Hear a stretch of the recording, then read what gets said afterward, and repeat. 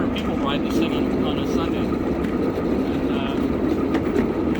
did you take people around a lot? Did you take people around on this one a lot?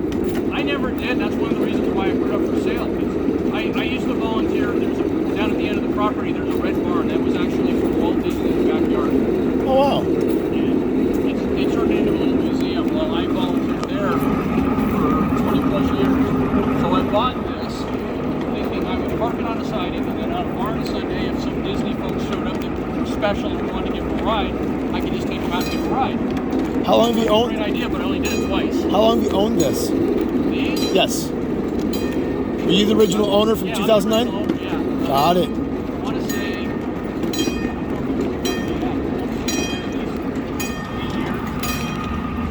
I bought one first. I think I bought that one first, and then I had to get a second one because I wanted a little more pulling power.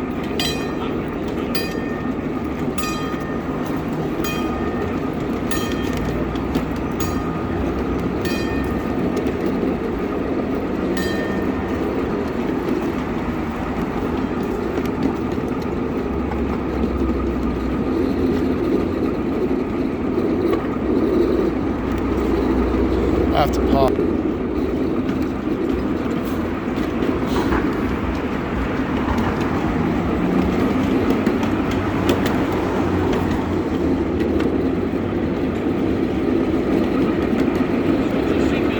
Some of them automatically revert back.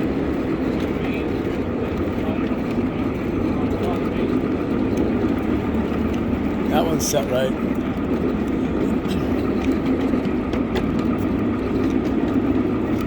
They run bi-directional on here too, so that's why I use some of these cars. They switch halfway through the year, so they even out the wear on everything. Yep. July, they'll switch back. I mean, they're not July, I mean, December, they'll switch back to the which of course screwed me up, because the last time I was here, I was facing the other way. So I had to turn around.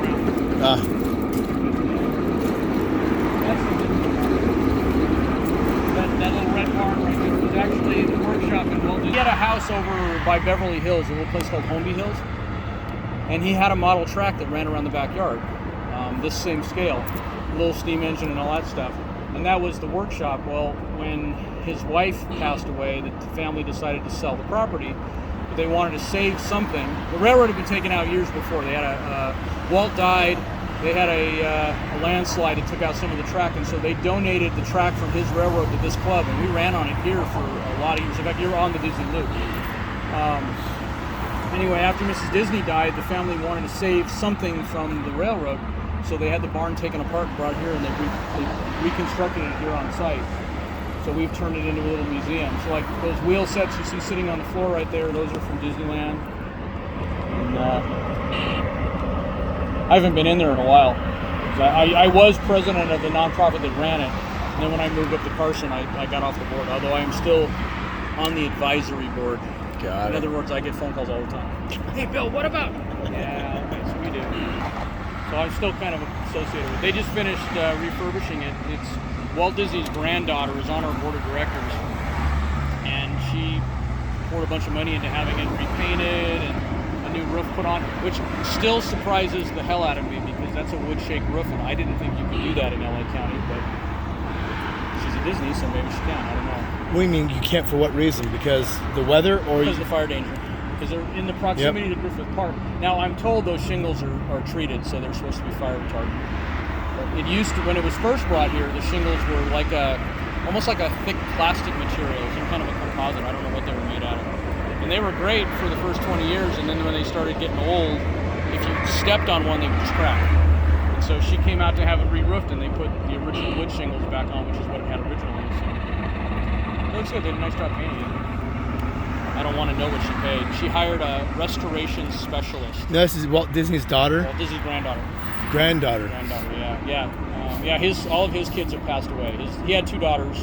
Sharon died a number of years ago, and Diane died about 3 or 4 years ago. But he has a ton of grandkids.